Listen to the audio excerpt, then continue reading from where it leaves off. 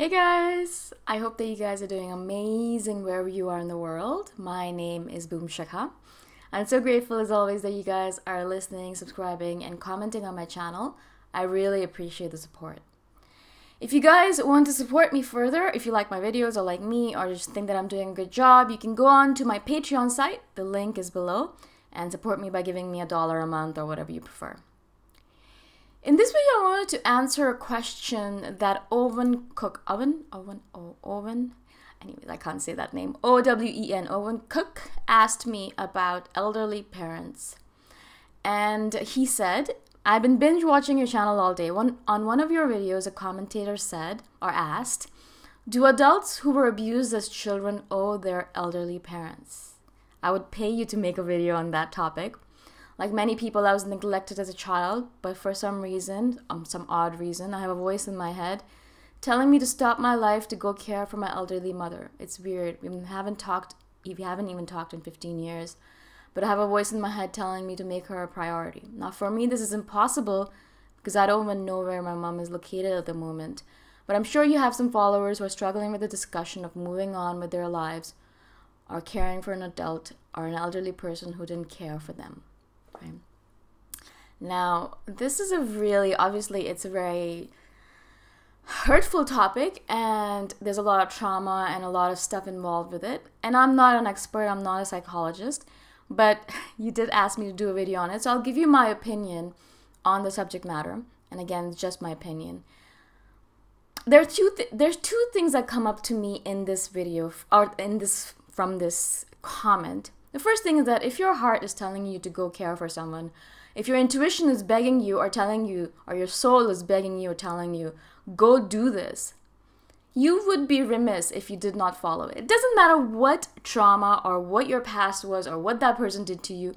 If your heart is telling you, go care for this person, obviously there is something there, right? Now, perhaps it's the fact that you are going to do something despite the fact that this person hurt you in a certain way. Now, of course, I've said this before, you don't know what that person was going through. And a lot of times my parents did things that I'm like, why would you have done that to me? I was just a child. But they were children themselves. They were not, they became parents very early on. You know, in the past, you'd be 17 and get married and have a kid at 21. And I'm 35 right now, and I still don't think I'm capable enough of taking care of a child. And so they were children themselves. And so they didn't know how to take care of a child. You're not given training on that. So you do stupid things. You don't realize you're doing stupid things and you're doing the best you can, right? And my parents did the best they could. They loved me, they hurt me, but they still did the best they could because that's what life is all about. That's human relationships. That's how it goes, right? And so they did the best they could. Now, of course, I'm not saying that they weren't terrible people if they abandoned you or rejected you.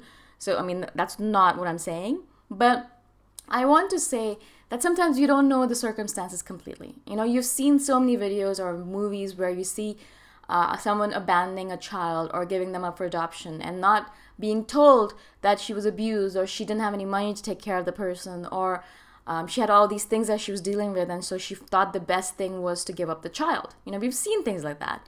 But the child, of course, is resentful and doesn't realize that this was all going on in her mother's life or his mother's life. And he hated her for the rest of his life, right? But you see it from the outside perspective. And that's what I want you guys to think about as well. I'm not saying forgive them, although forgiveness is always about us rather than them. I've done a video on that as well. It's more about you getting rid of that toxic energy that's holding you back. So forgiveness obviously is a good thing. But I'm not saying just forget about everything that they've done. But I'm saying that realize that you don't know all the circumstances. You don't know the whole story. And you were a child at the time, they were children as well, and they did the best they could, and perhaps they didn't do a very good job. So that is just it. That's all. You know, that's all I want to say on that matter, that subject. Now, of course, for this individual and for many people, and I have this calling as well, that's one of the reasons why I go back and spend time with my family, with my parents. I could live on my own when I go back to Toronto, but I don't. Not only because of monetary reasons, but also because I want to hang out with my parents. You know, they're getting old and I have this need and desire and my soul is telling me that your time with them is limited and you're going to regret it if you don't spend time with them.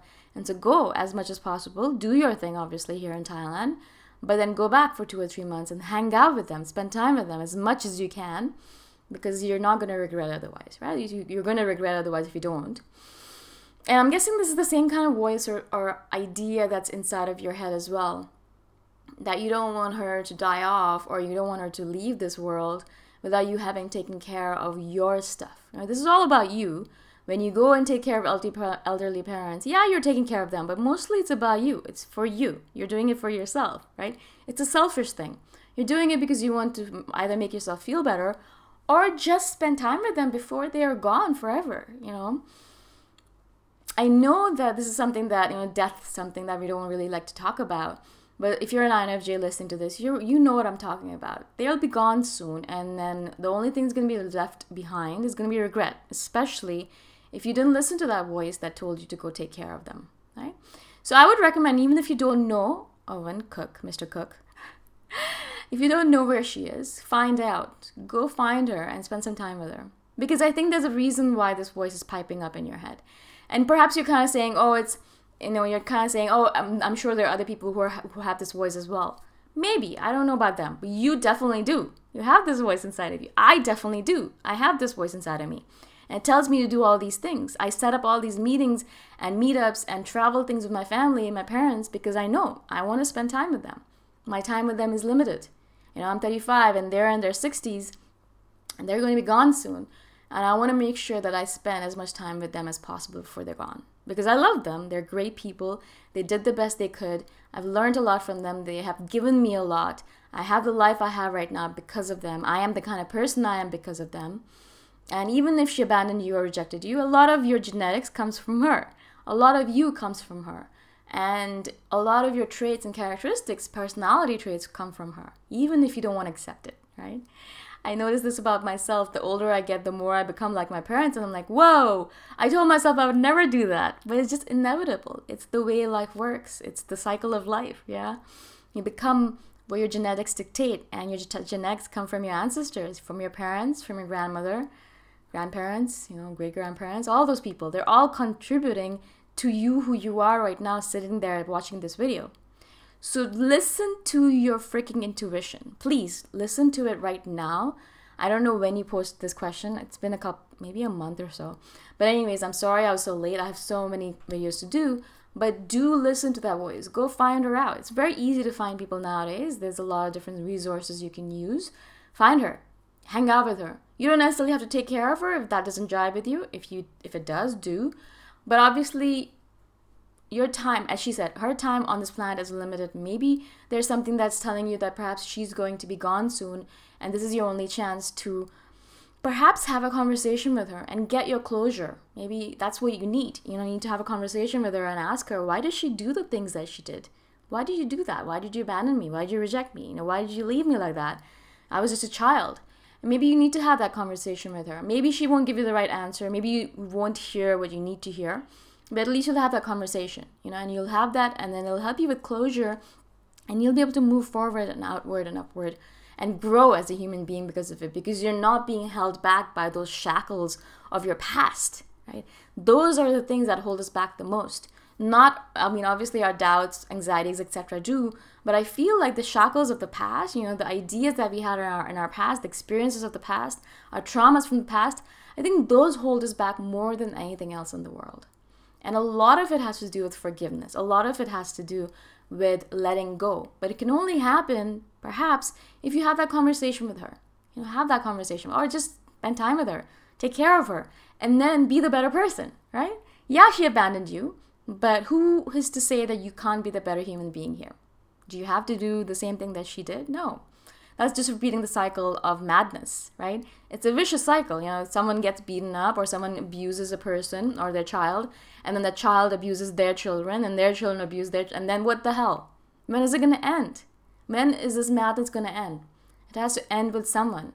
And of course, because you're asking that question, it can end with you. Otherwise, perhaps you might repeat this karma again and again, abandoning people in your life, rejecting them in your life. Who knows? I'm not saying that you're going to do that. But it's very typical we do that. We repeat the karma of our past unless we let go of it, unless we forgive, forget, whatever you want to do with it, right?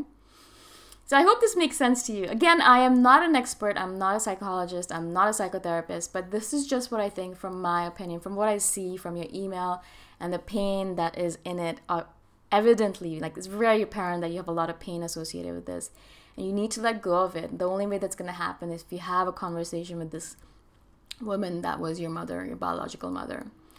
So, or your elderly parents, whoever it is, might be your father, mother, or maybe both, maybe just one, right? So I hope this makes sense. I hope I was able to answer your question. Again, if you guys have any questions at all about this topic or any other topic, please email me. That's the only way I answer questions nowadays, is email. My email address is in the description below. And again, if you guys want to support me, if you like my stuff, if you like me or whatever it might be, you can message me or you can support me by going to Patreon. My Patreon link is in the description below. And you can give me $1 a month or $5 a month or whatever you prefer. Okay? All right. Thank you so much. And I will see you guys in the next one. Bye for now.